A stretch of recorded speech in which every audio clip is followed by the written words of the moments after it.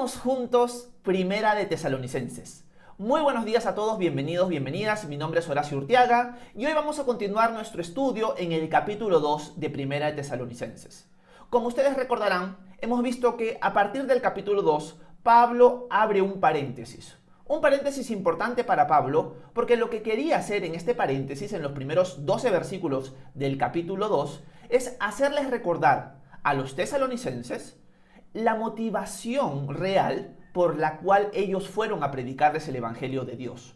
No fue para ganar algo personal, no fue en cierto sentido para ganar comodidad o autoridad, todo lo contrario.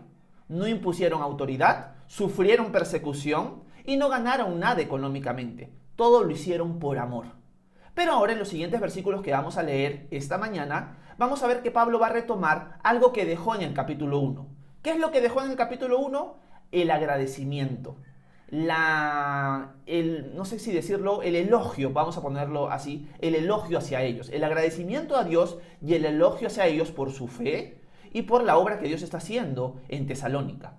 Así que lo que vamos a ver hoy, a partir del versículo 13, es nuevamente palabras de agradecimiento hacia Dios y hacia los tesalonicenses.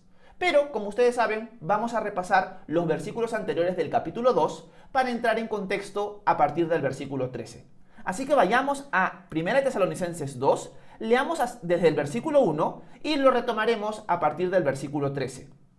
Veamos qué es lo que Pablo nos dice en el versículo 1.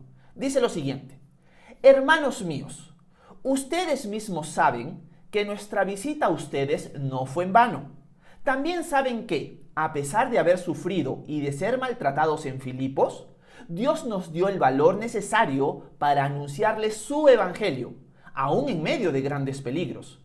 Porque nuestra exhortación no se basa en el error ni en malas intenciones, ni tampoco tratamos de engañar a nadie, sino que hablamos porque Dios nos aprobó y nos confió el evangelio. No buscamos agradar a los hombres, sino a Dios, que es quien examina nuestro corazón. Como ustedes bien saben, nosotros nunca usamos palabras lisonjeras, ni hay en nosotros avaricia encubierta. Dios es nuestro testigo. Tampoco hemos buscado recibir honores de ustedes, ni de otros, ni de nadie, aun cuando como apóstoles de Cristo podríamos haberles pedido que nos ayudaran. En vez de eso, los hemos tratado con ternura, con el mismo cuidado de una madre por sus hijos. Tan grande es nuestro cariño por ustedes que hubiéramos querido entregarles no solo el Evangelio de Dios, sino también nuestra propia vida. A tal grado hemos llegado a amarlos. Hermanos, ustedes se acordarán de nuestros trabajos y fatigas y de cómo noche y día nos dedicamos a predicarles el Evangelio de Dios sin ser una carga para nadie. Ustedes son testigos, y Dios también, de que nos hemos comportado con ustedes, los creyentes, de manera santa, justa e intachable. Ustedes saben, además, que los hemos exhortado y consolado como lo hace un padre con sus hijos. Y les hemos recomendado vivir con dignidad ante Dios, que los llamó a su reino y gloria. Entremos ahora sí al versículo 13. Dice el apóstol Pablo, continúa diciendo: Por eso también nosotros siempre damos gracias a Dios de que cuando ustedes recibieron la palabra de Dios que nosotros les predicamos, no la recibieron como mera palabra humana, sino como lo que es, como la palabra de Dios, la cual actúa en ustedes, los creyentes. Nos detenemos en el versículo 13 para decir lo siguiente. Pablo cierra el paréntesis y vuelve nuevamente a hablar elogios a los tesalonicenses, pero agradecimientos a Dios. Y yo me puse a pensar, el apóstol Pablo en 1 Tesalonicenses constantemente está agradeciendo a Dios por los tesalonicenses. Es algo muy recurrente dentro de esta carta. No se detiene en las palabras de agradecimiento. Y me puse a pensar que a la luz de esto, para nosotros esta mañana, es importante recordar que el Señor desea que nosotros, como discípulos suyos, seamos agradecidos. Esa es una lección importantísima para nosotros en nuestro día a día.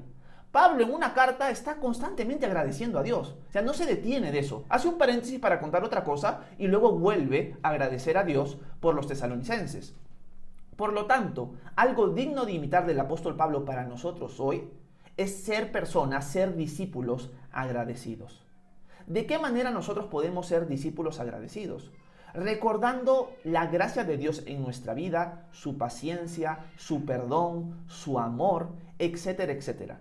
Es importante que tomemos un tiempo en nuestras oraciones diarias para detenernos y pensar en todo lo que Dios ha hecho, hace, hará por nosotros. Una de las cosas que a mí me gusta meditar mucho es que si me pongo a pensar en mi vida y en el tiempo que yo sigo al Señor, estoy muy agradecido por Él porque constantemente he visto su gracia a pesar de mis errores.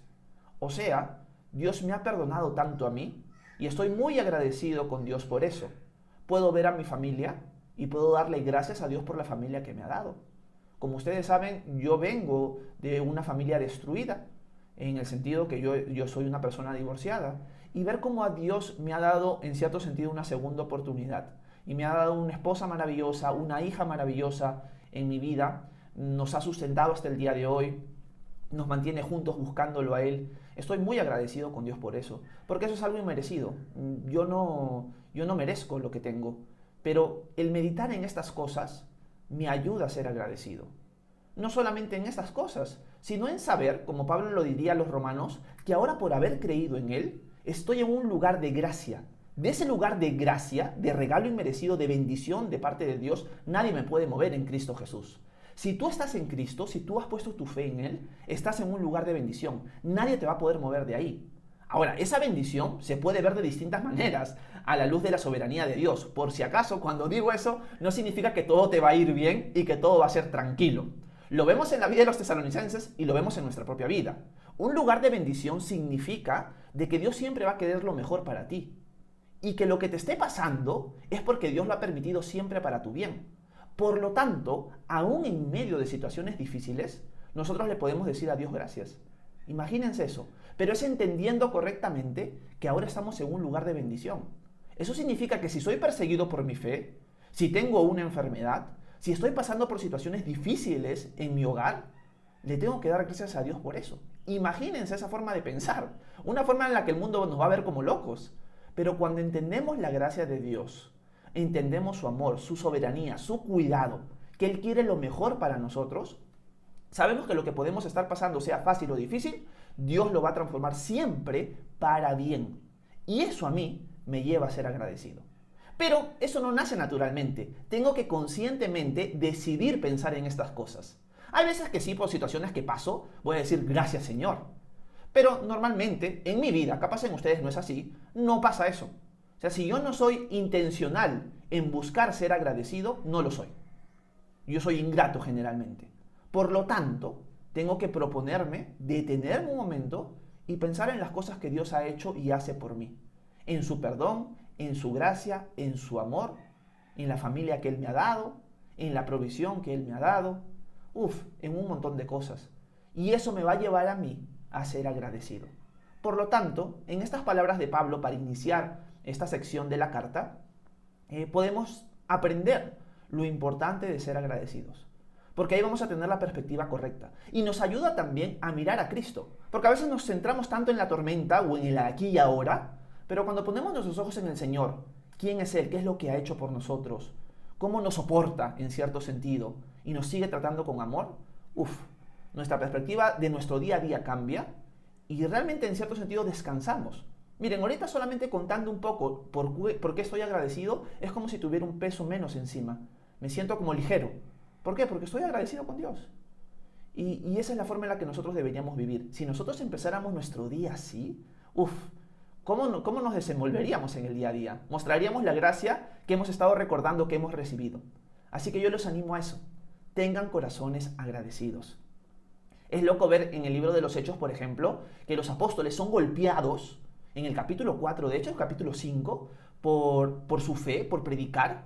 Y los apóstoles, después que son azotados, salen matándose de risa, en cierto sentido, agradecidos de haber sido dignos de sufrir por causa del Señor. Imagínense eso. El apóstol Pablo, en el capítulo 5, eso cuando llegamos al capítulo 5 de esta carta, vamos a ver que dice que deberíamos ser agradecidos por todo o en todo. Así que es una actitud que nosotros deberíamos tener constantemente. Es más, cuando nosotros leemos Juan capítulo 11, vemos la resurrección de Lázaro. Cuando Jesús va a resucitar a Lázaro, Él clama al Padre y agradece al Padre Porque él dice, te doy gracias, Señor, porque me has oído. O sea, Jesús estaba dándole las gracias al Señor porque sabía que su Padre lo escuchaba.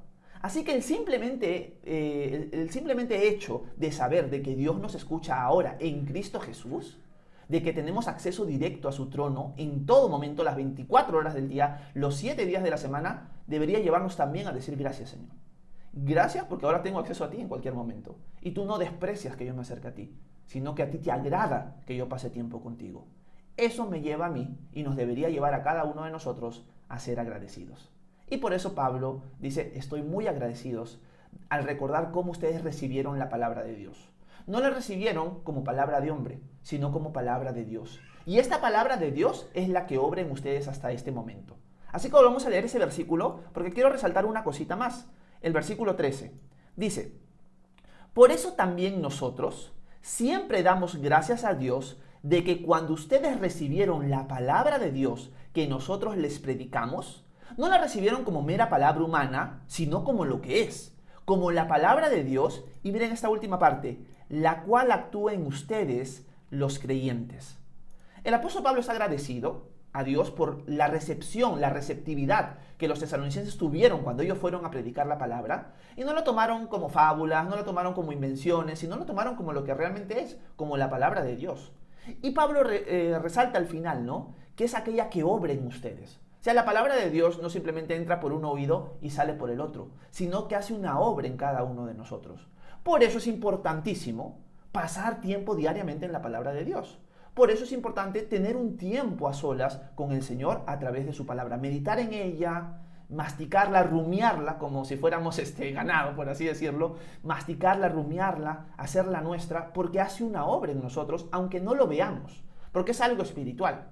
Yo no les puedo decir, va a haber un cambio físico en ti, es imposible, eso no va a pasar.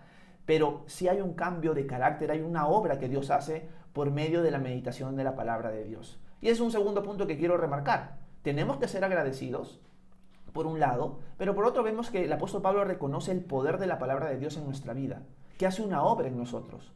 Por lo tanto, deberíamos ser personas, como discípulos del Señor, que hacen suya la palabra de Dios, meditan en ella y son transformados por ella. El apóstol Pedro, y lo voy a poner en pantalla, en el segundo capítulo de su primera carta, les dice algo bien bonito a los cristianos que son perseguidos. Miren este párrafo. Dice lo siguiente el apóstol Pedro. Por lo tanto, desechen toda clase de maldad, todo engaño e hipocresía, envidias y toda clase de calumnias. Y miren el versículo 2. Busquen como los niños recién nacidos la leche espiritual no adulterada, para que por medio de ella crezcan y sean salvos, si es que han probado ya la bondad del Señor. El apóstol Pedro tiene muy claro que nosotros como discípulos deberíamos anhelar como niños recién nacidos la leche no adulterada de la palabra de Dios. Así como un bebé busca constantemente tomar su teta, nosotros deberíamos constantemente buscar la palabra de Dios como nuestro alimento. A mi hija Sofía, cada vez que sabe que su mamá le va a dar pecho, abre la boca, pero que de arriba abajo, o sea, parece que toda su cara fuera la boca. O sea, la abre, pero fuerte. ¿Por qué? Porque ella ama tomar leche de su mamá. Primero siente el cariño de su madre, pero también es alimentada y crece fuerte al tomar constantemente su leche materna. Igual nosotros. Cuando nosotros pasamos tiempo en la palabra de Dios, sentimos el cariño y el amor de nuestro Padre Celestial, pero además de eso, somos nutridos, somos alimentados por su palabra. Así que es algo que tenemos que meditar siempre. Es algo que repito constantemente porque la palabra de Dios constantemente nos recuerda eso. Así que es algo que siempre van a escuchar de parte mía porque cada texto siempre tiene algo que decirnos con no descuiden esto. Recuerden la obra que Dios está haciendo por medio de su palabra en su vida. Así que no la descuiden. Por lo tanto, siguiente lección para nosotros aquí. Primero, ser agradecidos. Y segundo, no descuidar la leche no adulterada de la palabra de Dios en nuestra vida. Seamos como bebés que aman tomar su leche materna y tomemos constantemente la leche no adulterada de la palabra de Dios. El apóstol Pablo, en su carta a Timoteo, la segunda carta que él escribe en el capítulo 3, va a decir que toda la escritura es inspirada, es exhalada por Dios y útil para enseñar, para redarguir, para corregir, para instruir en justicia, a fin de que el hombre sea perfecto, apto para toda buena obra. Eso es lo que nuestro Padre quiere para nosotros. Por lo tanto, estamos en un tiempo en la historia donde tenemos la facilidad de hasta meditar en la palabra de Dios por internet. Imagínense lo que estamos haciendo esta mañana. Años atrás, cuando yo era un adolescente, no se podía hacer esto. Era prácticamente imposible en mi contexto, en mi país, hacer esto. Hoy en día es algo tan fácil. Por lo tanto, no descuidemos esto. No descuidemos nuestra lectura privada de la palabra de Dios. Aprovechemos los instrumentos y las facilidades que Dios nos ha dado con la tecnología, pero no dejemos de tomar la leche pura de la palabra. Porque si la dejamos de tomar, si yo le quitara esa leche a mi hija y la dejara sin leche, a punta de agua nada más, a punta de simplemente amor, mi hija se moriría desnutrida. Igual nosotros necesitamos la leche pura de la palabra de Dios en nuestro día a día, que sea una parte fundamental de nuestra dieta diaria. Así como tú deseas desayunar, almorzar y cenar, ten ese mismo deseo por la palabra de Dios. Es importante eso. Pero ahora Pablo, en medio de su agradecimiento y su reconocimiento de que los tesalonicenses recibieron esta palabra como la palabra de Dios y que sigue obrando en ellos los que creen, viene a la parte complicada de la vida de los tesalonicenses, que es una parte complicada que ya hemos visto en capítulos y en clases anteriores. ¿Cuál es la parte difícil? La persecución que ellos están viviendo. Y Pablo los quiere animar a la luz de eso. Vamos a poner en pantalla los siguientes versículos, vamos a ver el versículo 14 en adelante, y miren lo que Pablo les sigue diciendo a ellos.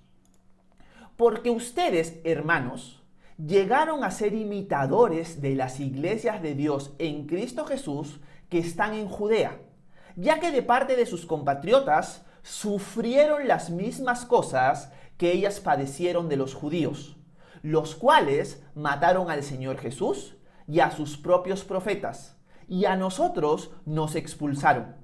Ellos no agradan a Dios, se oponen a todo el mundo, y a nosotros nos impiden predicar a los no judíos para que se salven. Con esto llegan al colmo de sus pecados y se hacen acreedores a la ira más extrema. Acá el apóstol Pablo, en cierto sentido, les muestra por qué también está agradecido, pero anima a los tesalonicenses a recordar que ellos, en cierto sentido, están imitando a otras iglesias en otras partes del mundo. Y en este caso es la iglesia de Judea. Las iglesias en Judea eran iglesias cuya principal iglesia estaba en Jerusalén, en la capital de Judea, pero que estaban pasando persecución por parte de sus propios compatriotas, los israelitas, los judíos. La élite religiosa judía, ustedes saben, desde el tiempo de Jesús, siempre fue contraria a la predicación de que Jesús era el Mesías, menos en la resurrección. Por lo tanto, ellos siempre estaban en persecución hacia el cristianismo dentro de esa región. Ahora Pablo les está diciendo, miren, ustedes han llegado a ser imitadores de las iglesias de Dios en Judea, quienes sufrieron a causa de sus compatriotas, al igual que ustedes están sufriendo a causa de sus compatriotas. Esto nos muestra una realidad importante. La realidad es la siguiente. Los cristianos en Tesalónica, cuando Pablo llega y les predica, los primeros que arman como que la revuelta son los judíos. Pero por lo que Pablo escribe acá, parece que ahora a los judíos se les han sumado los mismos tesalonicenses que no son creyentes. Y también se han unido a la persecución de estos hermanos en la fe. Ellos están pasando por una situación difícil. Y Pablo les dice, ustedes han llegado a ser imitadores de las iglesias de Judea en esta cuestión. Por lo tanto, hermanos, no entiendan o no piensen que son los únicos que están pasando por esto. No piensen que son los únicos porque la iglesia, en cierto sentido, hermana de ustedes en Judea, específicamente o especialmente en Jerusalén, pasa exactamente por lo mismo. Así como sus compatriotas de ustedes los persiguen, los compatriotas judíos, mi pueblo, también persiguen. Ellos no solamente han querido y han matado a nuestro Señor Jesucristo, también mataron a los profetas, a nosotros nos han perseguido, nos han expulsado, y llegan al colmo de su maldad porque no quieren que nosotros les prediquemos a los gentiles, a los no judíos, para que se salven.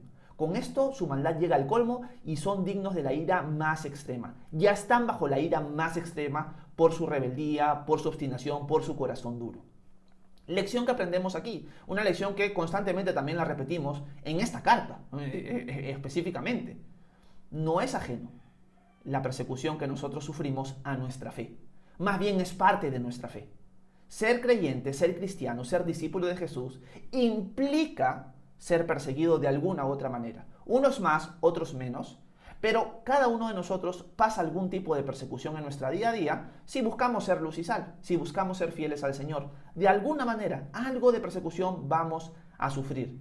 Y cuando pasamos por esto, no debemos pensar que es algo ajeno a nuestra fe, que es algo que, ¿por qué me está pasando a mí?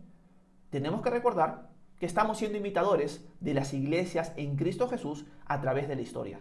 Nuestros hermanos en la fe han pasado persecuciones, algunas más grandes que otras. Nosotros en esta parte del mundo no pasamos persecuciones como nuestros hermanos en la fe en Judea, como nuestros hermanos tesalonicenses. Quizás en algún momento llega a pasar eso, pero nunca piense que es algo ajeno a su fe. Es algo que se le ha prometido al discípulo de Cristo. Porque ahora, al ser luz y sal, vivimos en un mundo en tinieblas que detesta que prendas la luz del cuarto, que detesta que alumbres este mundo. Por lo tanto, Jesús les va constantemente a recordar a sus discípulos, a través, por ejemplo, en el Sermón del Monte, de que es parte de seguirlo a Él que vamos a ser perseguidos. Pero Jesús lo va a agregar dentro de las bienaventuranzas. Y Él va a decir, bienaventurados aquellos que son perseguidos por causa de mi nombre. Y esto lo quiero poner en pantalla para leerlos con ustedes e ir acabando. Y miren lo que Jesús les dice en esta bienaventuranza dentro del Sermón del Monte. Miren lo que Jesús les dice. Bienaventurados los que padecen persecución por causa de la justicia, porque de ellos es el reino de los cielos. Bienaventurados serán ustedes cuando por mi causa los insulten y persigan, y mientan y digan contra ustedes toda clase de mal. Gócense y alégrense, porque en los cielos ya tienen ustedes un gran galardón, pues así persiguieron a los profetas que vivieron antes que ustedes. Por lo tanto, una de las cosas que nosotros vemos a la luz de este pequeño párrafo de 4 o 3 versículos que hemos leído esta mañana es que es parte de nuestro caminar con el Señor la persecución. Los cristianos en Tesalónica lo estaban pasando, nosotros lo podemos estar pasando el día de hoy, pero no pensemos que es algo ajeno a nuestra fe, sino que estamos siendo imitadores de las iglesias en Cristo, de nuestros hermanos en Cristo, a través de toda la historia de que la iglesia ha estado en pie. A través de la historia siempre el discípulo ha sido perseguido, así que no pienses que es algo ajeno a ti. Dicho esto, quiero repasar 3 puntos importantes que hemos visto esta mañana. El primero, lo importante de ser agradecidos. Imitemos al apóstol Pablo en esa intencionalidad que tiene de ser agradecido con Dios por los demás y por lo que Dios ha hecho en tu vida o hará o está haciendo. No solamente eso, recordemos la importancia de la palabra de Dios obrando a través de nosotros y en nosotros. Por lo tanto, deseemos como niños recién nacidos la leche no adulterada de la palabra de Dios. Pongámoslo en práctica, no solamente seamos oidores, sino hacedores. Y por último, recordemos que una vida difícil en Cristo, una vida con persecución, con difamación, etcétera, etcétera, no es algo ajeno a nuestra fe, sino que es algo prometido a nosotros como discípulos. Demos gracias a Dios que vivimos en un tiempo donde la persecución en nuestra parte del mundo no es tan reacia. Pero no tomemos esa bendición que tenemos en este momento como una excusa para ser tibios en la fe, sino aprovechemos esa libertad para poder comer con libertad y poder adorar con libertad el día de hoy en nuestros lugares y en nuestras iglesias locales. Que podamos contar a todo pulmón, porque no nos van a perseguir por alabar a nuestro Dios en esta parte del mundo. Aprovechemos esa libertad, porque no sabemos cuándo se nos va a quitar. La iglesia a través de la historia ha pasado por persecuciones. Eso no quita que nosotros no la pasemos o no la vayamos a pasar. Así que aprovechemos estos tiempos para cantar a todo pulmón que Cristo reina en nuestra vida, que Él es el Señor de señores y el Rey de reyes, que nuestro Dios es el único Dios verdadero que creó los cielos y la tierra, a Él sea la gloria. Así que es importante recordar estas verdades, familia, el día de hoy, y espero que las podamos poner en práctica y que podamos rumiarlas, por así decirlo, este día. Así que espero que haber sido de edificación para ustedes. Si tienen alguna pregunta, alguna duda, algún comentario, por favor háganmelo saber, que con gusto voy a intentar responder sus preguntas a continuación. Muchas gracias por su atención, que Dios los bendiga a cada uno de ustedes.